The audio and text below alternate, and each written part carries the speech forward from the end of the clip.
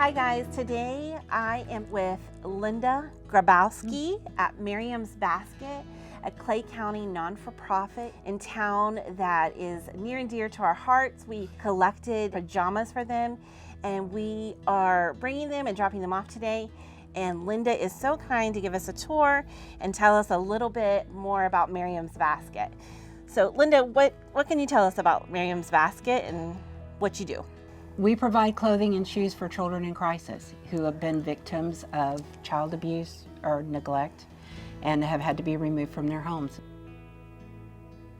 When they're removed from their homes, 90% of the time they come out with what they're wearing and that's it. And we learned that there was a need or they needed clothing immediately, emergency situations, and there wasn't a resource that could handle that quick turnaround. These children needed quickly. There have been times where I've received a call from a caseworker and within a couple of hours I've delivered a bag of clothing. It's set up like a clothing store because I need to get to sizes I need quickly. Yes. Sometimes these children are in the DCF office being, for lack of a better word, processed. Right. Trying to find a place for them to go, a safe place. And I have it set up like a clothing store so that I can get to what I need to quickly and pack a bag and get it delivered. So I do have it sized from newborn right on up through plus sizes for men and women because teenagers come in all kinds of sizes. Yes. And then I have a little section where I have extras that we give to the children, like, areas with stuffed animals. And then I have an area with sketch pads, journals, pens, colored pencils. I have a boys' room back here that I have the boys' shoes, socks, and underwear in there. And then I have a girls' section for the girls' socks and shoes. We give them colorful bags with their first name on the front. We always want them to know that this is mine. Because there most times have been very few things that they could really call just theirs. So we have their first name on the bag, and each bag contains 7 complete outfits, 7 brand new pair of socks, 7 brand new pair of underwear, brand new pair of shoes, pajamas, coats and hats in the wintertime, gloves.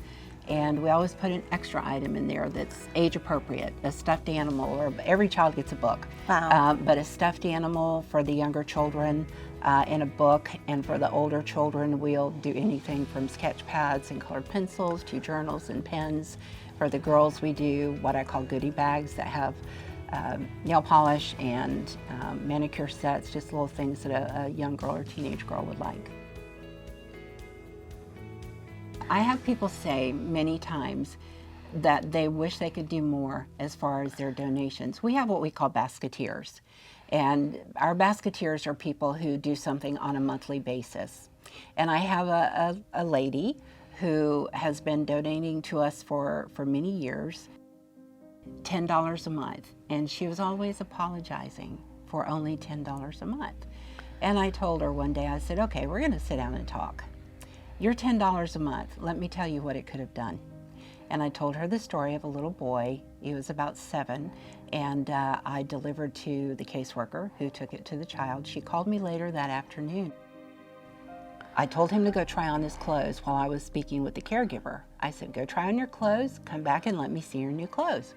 So he came running back out, and all he had on was his underwear. And she said, I need you to put your clothes on. Why are you just wearing your underwear? He said, but it's my underwear. Well, you need to go put your clothes on. He didn't want to cover up his underwear. That's what he told her. I don't want to cover it up. This little boy had never had brand new underwear before. Wow. And his underwear had the characters on it. He was so excited. He had on all of the underwear in the bag at the same time. So I told this lady, don't you ever apologize again for $10 a month, because your $10 probably bought him his package of underwear that made him so happy. Miriam was my mother's name. And I lost my mother about 1.5 years or so before I started Miriam's Basket, and I knew I wanted her name on it. My mom owned a children's shop for years and years, a clothing store for children, and I would see her many times. People would come in and she knew they were struggling financially but needed clothes for their children. Wow. I would see her take clothing off the racks and give it to them and say, you take this home for your baby, and if it doesn't fit, bring it back. We'll get a size that fits. So that was her heart. And that's the heart that she passed on to me and to my brother. If you see a need, do something about it. My daughter said, Mom, think about it.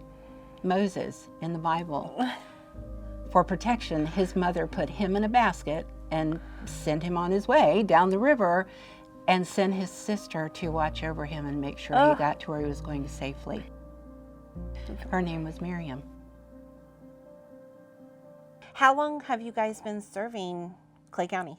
We just celebrated our 10th anniversary. Oh, congratulations. In April of 21. My husband and I, it was born in our hearts in early spring of 2011. And it took us a while to build up our resources. Yes. And once we built up our resources, we called the agencies and we said, okay, we're ready. You can call us now. Wow. And I think the first bag that we gave out was December 2011. Wow. And to date, we have given out nearly 3,000 bags to children. That's incredible. So.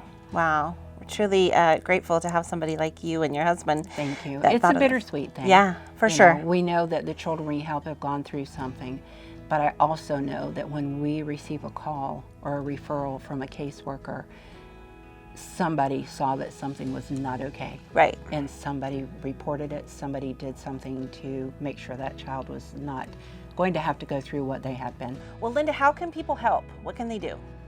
Well, first of all, I tell people pray for us. Yes. We have decisions to make every day, along with praying for the caseworkers in this county, because they have tough decisions that they have to make every day. And then, of course, right after that, we take clothing donations. Socks, shoes, and underwear have to be brand new. Clothing, we will take used clothing, but I am very particular. These children have gone through enough. Right. And we only want to give them the best of the best that we can give them. They deserve it. So it's a really good condition. It has to be, I don't even say gently used anymore. I say it has to be in excellent condition, period. Right. Or it's not going to go to our kids. Absolutely. We will gladly take money anytime because a lot of times I am completely out of certain sizes. Right. And I have to go out quickly shopping.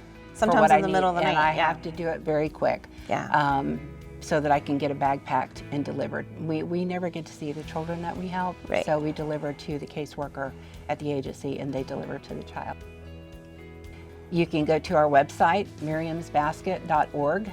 There's a donate page there. Okay. You can donate or give me a call and I'd be happy to give you our address, or I'd love for people to stop by and tour the place. Yeah. And if they want to drop off a donation then, that's fine.